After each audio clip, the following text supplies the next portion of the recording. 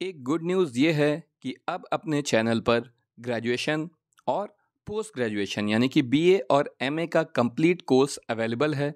अगर आप ये वीडियोस चाहते हैं तो नीचे दिए गए नंबर पर कांटेक्ट कर सकते हैं। Hello friends, welcome again. मैं हूं अर्पित और आज हम जिस पोएम की समरी और क्रिटिकल एनालिसिस डिस्कस करेंगे वो है अलेक्जेंडर पोप की एन एसे ऑन मैन। इस पोएम से रिलेटेड बाकी सारी डिटेल्स मैं आपको इस वीडियो के दौरान ही बताऊंगा।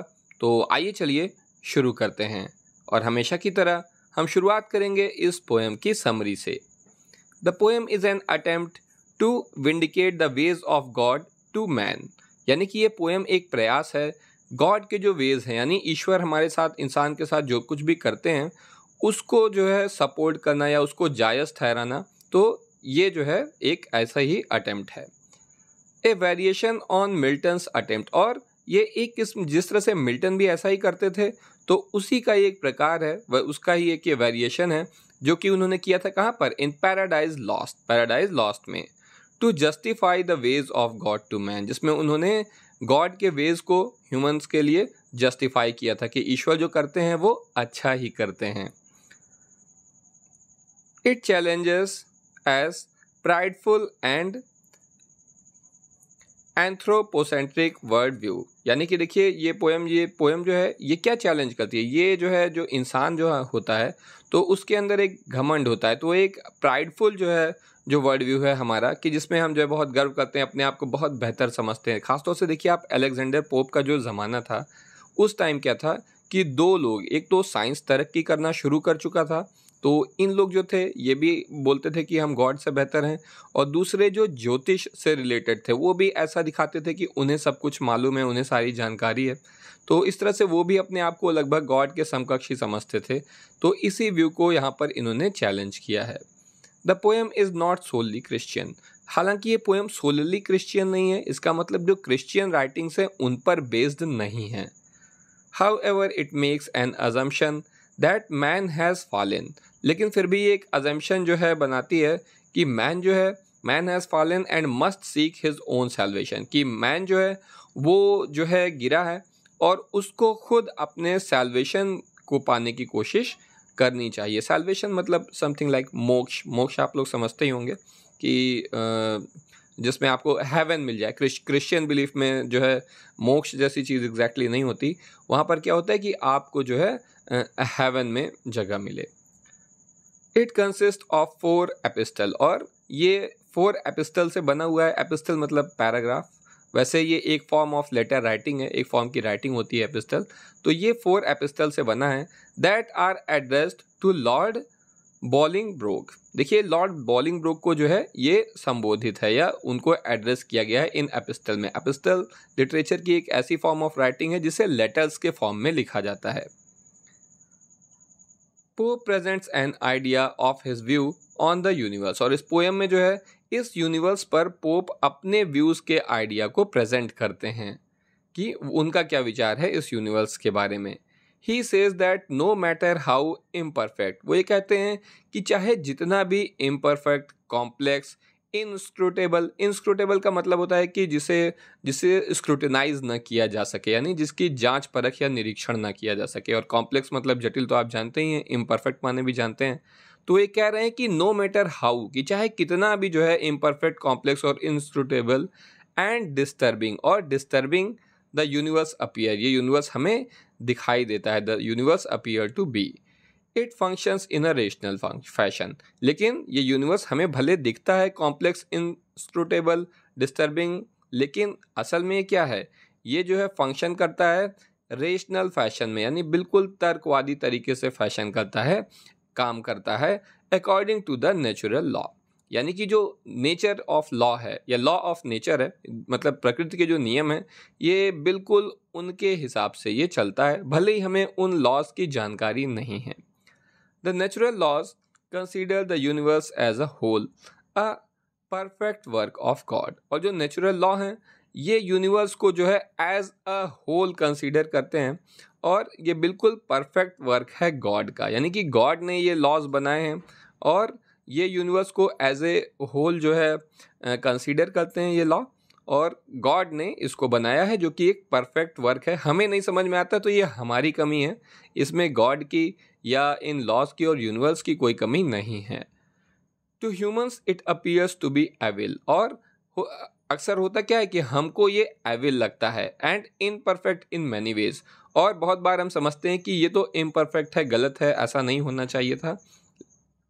हाउएवर, लेकिन फिर भी पोप जो है पॉइंट आउट करते हैं that this is due to our limited mindset, कि ऐसा इस वजह से हमको ये इम्परफेक्ट इसलिए लगता है क्योंकि हमारा माइंडसेट जो है वो लिमिटेड है, यानी हमारी सोच, हमारे समझने की क्षमता जो है वो लिमिटेड है, एंड लिमिटेड इंटेलेक्चुअल कैपेसिटी, और हमारी इंटेलेक्चुअल कैपेसिटी भी लिमिटेड है। इसीलिए हम चीज़ों को एक बड़े नज़रिए से देख नहीं पाते हैं, समझ नहीं पाते हैं, और जबकि गॉड का नज़रिया बहुत बड़ा है, यूनिवर्स बहुत बड़ा है, हमारी समझ से बाहर है। यही वजह है कि हम इसको इम्परफेक्ट समझते हैं और एविल भी समझते हैं कई बार। Pope gets the message across that humans must accept their position, और जो है पोप एक और इनका मैसेज है, और वो क्या है ह्यूमंस के लिए, कि ह्यूमंस को एक्सेप्ट करना चाहिए, स्वीकार करना चाहिए देयर पोजीशन, अपनी पोजीशन को, in the great chain of being. देखिए यहाँ ग्रेट चेन ऑफ बीइंग क्या है, ये भी आपको आगे चल के पता चलेगा। और पोप क्या कह रहे हैं कि ह्यूमंस को जो है इस ग्रेट चेन ऑफ बीइंग में जो है अपनी पोजीशन को एक्सेप्ट करना चाहिए, which is at a middle stage between the angels and the beast of the world. ठीक, तो अब देखिए ग्रेट चेन ऑफ बीइंग में जो है हमारी क्या जो है पोजीशन है जिसे हमें एक्सेप्ट करना चाहिए, यहाँ पर बताया गया है कि विच is at a middle stage, कि हम यहाँ पर मिडिल स्टेज में हैं, यानी बीच में हैं। किसके बीच में हैं? Between the angels and the beast, यानी कि एंजल्स के और बीस्ट के, ऑफ द वर्ल्ड, यानी इस दुनिया में। तो देखिए ये दुनिया जो है इसमें एंजल्स ह्यूमन से ऊपर हैं, और बीस्ट यानी जो भी जानवर हैं वो सब जो है हमसे नीचे हैं, प्लांट्स भी हमसे नीचे हैं, और हमारी जगह बीच में है, ऐसा पोप कह रहे हैं। If we are able to accomplish this, और अगर जो है हम समर्थ हों इस चीज़ को अकम्प्लिश करने में, then we potentially could lead happy and virtuous lives, तब जो है हम क्या कर सकते हैं, हम जो है एक खुशनुमा, खुशहाल और वर्चुअस यानी गुणों से भरी हुई, सद्गुणों से भरी हुई लाइफ को जी सकते हैं। The poem is an affirmative poem of faith, और ये पोएम क्या है, ये एक फेथ को अफर्म करने वाली यानी उसे स्वीकार करने वाली पोएम है। Life seems to be chaotic, और हालांकि ये दुनिया जो है, ये ज़िंदगी जो है वो हमें क्योटिक दिखाई देती है, प्रतीत होती है, समझ में आती है। सीम मतलब कि जैसा कुछ दिखता हो, तो हालांकि लाइफ जो है हमें दिखाई देती है कैसी, क्योटिक दिखाई देती है, एंड कन्फ्यूजिंग दिखाई देती है। क्योटिक का मतलब होता है बहुत ही अस्त व्यस्त होना, और कन्फ्यूजिंग दिखाई देती है टू मैन, हम मनुष्यों को, हम इंसानों को, when he is in the centre of it. और ये कब होता है? जब हम खुद को जो है उसके सेंटर में समझते हैं। तो यहाँ कहने का मतलब ये है कि जब आप ज़िंदगी का मालिक खुद को समझेंगे, आप सोचेंगे कि आप ही जो कर रहे हैं वही हो रहा है, आप ही हर चीज़ के लिए जिम्मेदार हैं, तो आपको ज़िंदगी कैसी दिखाई देगी? केओटिक और कन्फ्यूजिंग, यानी बहुत अस्त व्यस्त और कन्फ्यूज़न से भरी हुई दिखाई देगी।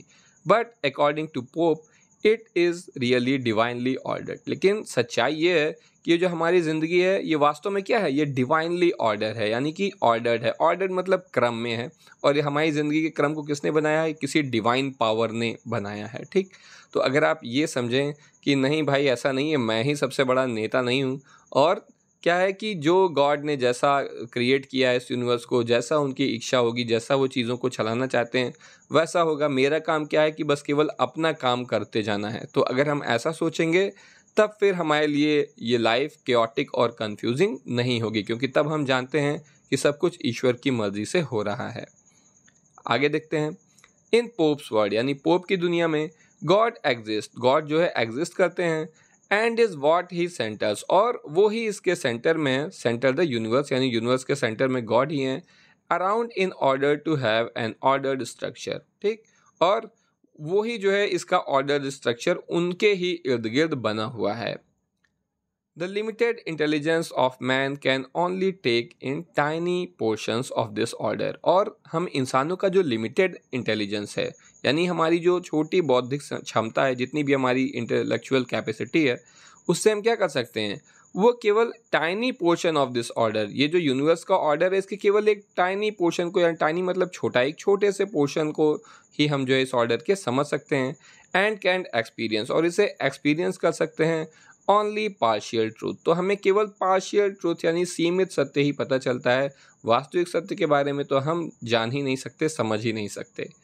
Hence man must rely on hope which then leads into faith, इसलिए मनुष्यों को क्या करना चाहिए, उन्हें रिलाई करना चाहिए, निर्भर करना चाहिए होप पर, यानी हमें आशा को जो है अपनाना चाहिए, आशा का दामन थाप के चलना चाहिए, जो कि लीड करती है, जो कि हमें ले जाती है किधर, इनटू फेथ, यानी ईश्वर पर हमारे विश्वास को कायम करती है आशा।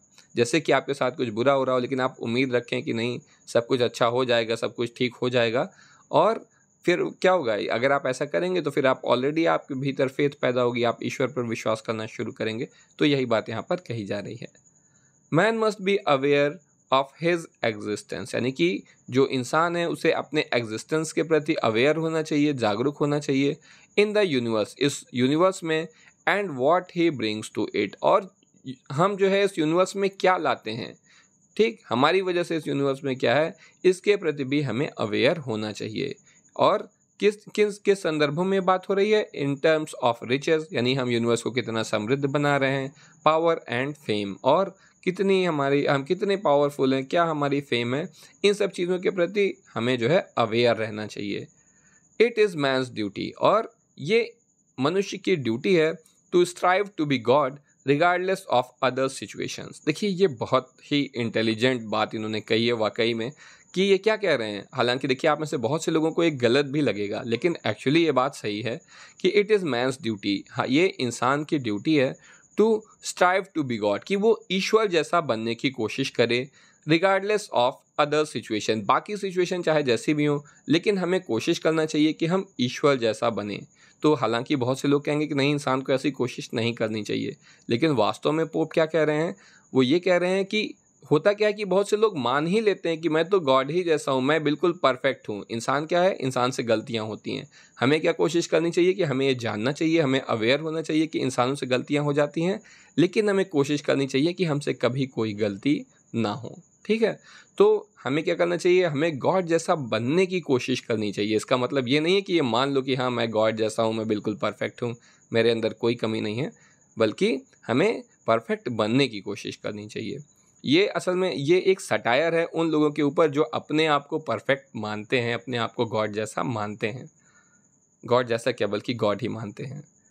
This is the message Pope is trying to get across to the reader, और यही वो मैसेज है कि इंसान को जो है गॉड जैसा बनने की कोशिश करनी चाहिए बजाय कि खुद को गॉड मान लेने के। यही वो मैसेज है जो पोप जो है कन्वे करना चाहते हैं, पहुंचाना चाहते हैं सभी रीडर्स तक। अब आइए इस पोएम का हम क्रिटिकल एनालिसिस देख लेते हैं।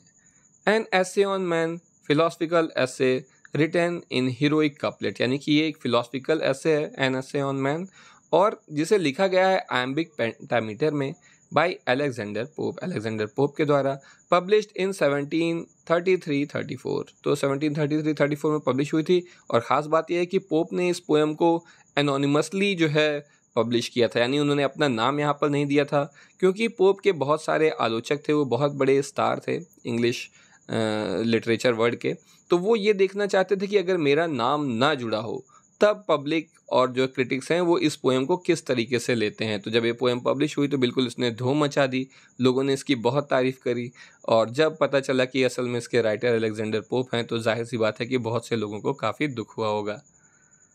It was conceived as part of a large work, और ये पोएम जो है ये एक लार्ज वर्क यानी एक बड़े वर्क के हिस्से के रूप में जो है पब्लिश की गई थी, दैट पोप नेवर कंप्लीटेड, जिसे पोप कभी भी कंप्लीट नहीं कर सके। उनका प्लान था एक बड़ी पोएम लिखने का, उसका एक हिस्सा थी ये पोएम, ऐसा उनका प्लान था, लेकिन वो जो बड़ी पोएम थी वो कभी लिख नहीं सके। इसकी वजह ये थी कि उनकी उसके पहले ही डेथ हो गई। The poem consist of 4 epistle, ये पोएम जो है 4 एपिस्टल से बनी है। The first epistle surveys relation between humans and the universe, और जो फर्स्ट एपिस्टल है वो जो है किस बारे में है, वो सर्वे करता है ह्यूमन और इस यूनिवर्स की, यानी हम इंसानों और इस यूनिवर्स के बीच के रिलेशन के बारे में है। The second discuss humans as individuals, जबकि जो सेकेंड एपिस्टल है वो ह्यूमंस को एज एन इंडिविजुअल डिस्कस करता है। The third addresses the relationship between the individual and society, जबकि जो थर्ड एपिस्टल है वो जो है उस रिलेशनशिप को जो है एड्रेस करता है जो कि इंडिविजुअल और सोसाइटी के बीच में है, यानी एक इंसान और उसकी सोसाइटी के बीच में जो रिलेशन है उसके बारे में है। And the fourth question the potential of the individual for happiness, और जो फोर्थ एपिस्टल है वो क्वेश्चन करता है, वो सवाल करता है इंडिविजुअल यानी किसी भी व्यक्ति के पोटेंशियल पर हैप्पीनेस के लिए कि वो किस तरह से हैप्पीनेस क्रिएट कर सकता है या उसे फील कर सकता है। N essay on man describes the order of the universe, और ये पोएम सबसे देखिए इसकी खास बात क्या है ये आप ज़रूर याद रखिएगा कि ये पोएम जो है डिस्क्राइब करती है ऑर्डर ऑफ द यूनिवर्स, यानी यूनिवर्स के क्रम को in terms of A hierarchy, एक हायरार्की में। हायरार्की मतलब कौन सबसे ऊपर है, उससे नीचे कौन है और उससे भी नीचे कौन है, तो हायरार्की और चेन और बीइंग, ठीक, ये सारी एक ही बातें हैं। By virtue of their ability to reason, और देखिए क्योंकि हम इंसानों की क्या एबिलिटी है कि हम तर्क कर सकते हैं, ये बात आप हमेशा जो है समझिएगा कि तर्क एक बहुत बड़ी ताकत है, हम इंसानों की बहुत बड़ी कैपेबिलिटी है, हमारा दिमाग ऐसा है कि हम तर्क कर सकते हैं। तो जब भी आपको लगे कि नहीं हम तर्क नहीं करेंगे तो आप हमेशा जान जाइए कि जो आपकी सबसे बड़ी कैपेबिलिटी है, जो सबसे नोबल क्वालिटी हमें गॉड ने दी है, उसको तो हम यूज़ ही नहीं कर रहे हैं, ठीक। तो by virtue of their ability to reason, यहाँ पर देयर मतलब ह्यूमन, कि हम जो ह्यूमन की एबिलिटी है क्या तर्क करने की, humans are placed above animals and plants, उसी की वजह से जो है ह्यूमन एनिमल्स और प्लांट्स से ऊपर रखे गए हैं इन दिस हायरार्की, इस हायरार्की में। तो आप जानिए कि आप में क्या खास बात है जो प्लांट्स में और एनिमल्स में नहीं है, ये कि आप रीज़न यानी कि तर्क कर सकते हैं, ठीक। तो यही वजह है कि इस हायरार्की में हमें ऊपर रखा गया है एनिमल्स और प्लांट्स से। तो दोस्तों ये थी N essay on man by Alexander pope, और आज के लिए बस इतना ही। उम्मीद है कि ये वीडियो आपको ज़रूर पसंद आया होगा। जल्दी से लाइक करिए और गुड नाइट।